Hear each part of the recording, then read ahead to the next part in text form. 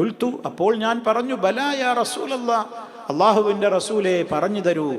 ഫഅഖദ ബിലിസാനിഹി, നബി തങ്ങൾ തൻ്റെ നാവ് പിടിച്ചു. വഖാല, എന്നിട്ട് പറഞ്ഞു, കുഫ്ഫ അലൈക ഹാദാ, ഇത് നല്ലോണം കൺട്രോൾ ചെയ്യണം. നേരത്തെ പറഞ്ഞതൊക്കെ ചെയ്യുന്നതിൻ്റെയൊക്കെ കൂലി പോയി പോകും, ഇത് കൺട്രോൾ ചെയ്യണം. കുഫ്ഫ അലൈക ഹാദാ, ഇതിനെ നീ പിടിച്ചു വെക്കണം. ഖുൽതു, അപ്പം ഞാൻ ചോദിച്ചു, യാ റസൂലല്ലാഹ്, അല്ലാഹുവിൻ്റെ റസൂലേ, മുആദ് റളിയല്ലാഹു അൻഹു പറയണ്. കേട്ടപ്പോൾ ഭയങ്കര അത്ഭുതം. ചോദിച്ചു ഞാൻ റസൂലിനോട്, പ്രവാചകരെ, വഹിന്നാല മുആഖദൂന, ഞങ്ങൾ തീർച്ചയായും ശിക്ഷിക്കപ്പെടുന്നവർ തന്നെയാണോ? ഞങ്ങൾക്ക് ശിക്ഷ കിട്ടുമോ? ബിമാ നതകല്ലമു ബിഹി, ഞങ്ങൾ സംസാരിക്കുന്നത് കൊണ്ടും ഞങ്ങൾക്ക് ശിക്ഷ കിട്ടുമോ? വർത്തമാനം പറഞ്ഞാൽ അതുകൊണ്ട് ശിക്ഷ കിട്ടുമോ? ഫഖാല, നബി തങ്ങൾ പറയാണ്, സകിലത്തുക ഉമ്മുക, അത് അറബികളുടെ ഒരു പ്രയോഗമാണ്.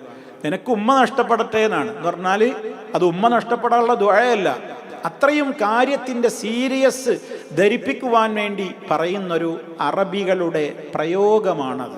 വളരെ ഗൗരവത്തിൽ പറയണേ, എന്താ നിനക്ക്, എന്താ ഈ ചോദിക്കുന്നത്, പറഞ്ഞുതരാ.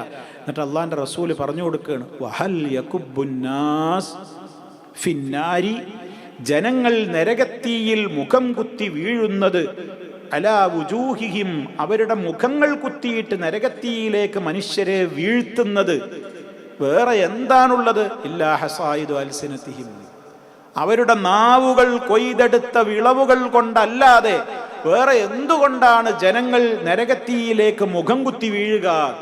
ശ്രദ്ധിക്കണം, വിധങ്ങളുടെ ചോദ്യം ശ്രദ്ധിക്കണം.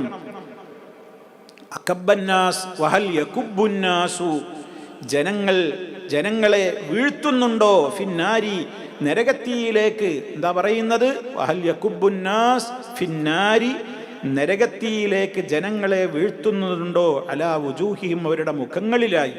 മുഖം കുത്തി മനുഷ്യൻ വീഴാണ് നരകത്തിലേക്ക്, അവനെ വലിച്ചെറിയപ്പെടുകയാണ്, നരകാഗ്നിയിലേക്ക് വലിച്ചെറിയപ്പെടുകയാണ്.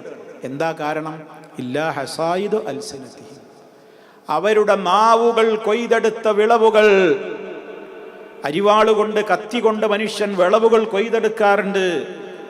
നെൽക്കതിരുകൾ കൊയ്തെടുക്കും, ചെടികൾ മുറിച്ചെടുക്കും, പഴങ്ങൾ മുറിച്ചെടുക്കും, ഒക്കെ അവൻ്റെ ആയുധങ്ങൾ കൊണ്ടാണ്. ഇതേപോലെ മൂർച്ചയുള്ള ഈ നാവുണ്ടല്ലോ, ഈ നാവ് കൊയ്തെടുത്തിട്ടുള്ള വിളവുകൾ കാരണത്താൽ അല്ലാതെ വേറെ എന്തുകൊണ്ടാണ് ആളുകൾ നരകത്തിലേക്ക് മുഖം കുത്തി വീഴുന്നത്?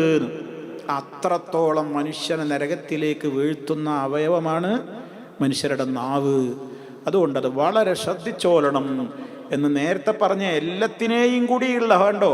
ഇത് പറയുമ്പോൾ എന്താ പറഞ്ഞത്? ബിമലാക്കി ദാലിക കുല്ലിഹി, ഇതിനെയൊക്കെ കൺട്രോൾ ചെയ്യുന്ന, ഇതെല്ലാം നമുക്ക് ഉപകാരപ്പെടണമെങ്കിൽ നാവ് നിയന്ത്രിക്കണം. അപ്പം അതിൻ്റെ ഗൗരവം എത്രയാണ് എന്ന് നമ്മൾ മനസ്സിലാക്കുക. അപ്പം നാവ് കൊയ്തെടുത്ത വിളവുകളിലൂടെ നരകത്തിയിലേക്ക് മനുഷ്യൻ വീഴും. നിസ്കാരം ഉണ്ടാവും, നോമ്പുണ്ടാവും, ഒക്കെ ഉണ്ടാകും. വിധങ്ങളോട് ചോദിക്കപ്പെട്ടില്ലേ ഒരു സ്ത്രീയെക്കുറിച്ച്? അവൾ രാത്രി മുഴുവൻ നിസ്കരിക്കുന്നുണ്ട്, പകല് മുഴുവൻ നോമ്പുമാണ്, പക്ഷേ അവളുടെ നാവ് വളരെ വൃത്തികെട്ടതാണ്. നാവ് കൊണ്ട് ഇങ്ങനെ മറ്റുള്ളവരെ ശല്യം ചെയ്യും. എന്താ നബി സല്ലല്ലാഹു അലൈഹി വസല്ലം അവരെക്കുറിച്ച് പറഞ്ഞത്? നരകത്തിലാണ്. എന്താ കാരണം? നാവിൻ്റെ കുഴപ്പം. അപ്പം വളരെ ശ്രദ്ധിക്കുക. നാവിനെ അത്രത്തോളം, എത്ര ഹദീസുകളായി നമ്മൾ കേൾക്കുന്നു, എല്ലാം നാവിനെ കൺട്രോൾ ചെയ്യുവാനുള്ള നിർദ്ദേശങ്ങളാണ്. റഹ്മാനായ റബ്ബ് അവൻ പൊരുത്തപ്പെടുന്ന വിധത്തിൽ നാവിനെ ഉപയോഗപ്പെടുത്തുവാനും അവൻ്റെ അടുക്കൽ പ്രത്യേകമായ സ്ഥാനവും പദവിയും ലഭിക്കുന്ന വിധത്തിൽ അള്ളാഹുവിലേക്ക് ഇബാദത്തുകൾ കൊണ്ട്, അമലുകൾ കൊണ്ട് അവനെ തൃപ്തിപ്പെടുത്തുവാനുമുള്ള തൗഫീഖ് നൽകപ്പെടുന്ന സജ്ജനങ്ങളിൽ നമ്മെ ഓരോരുത്തരെയും അള്ളാഹു ഉൾപ്പെടുത്തുമാറാകട്ടെ. പാപങ്ങളും തെറ്റുകുറ്റങ്ങളും അള്ളാഹു പുറത്തു തരുമാറാകട്ടെ. രോഗങ്ങൾ റബ്ബ് ശിഫയാക്കി തരുമാറാകട്ടെ.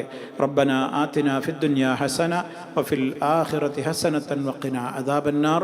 اللهم صل على محمد وعلى آل محمد والحمد لله رب العالمين والسلام عليكم ورحمة الله وبركاته.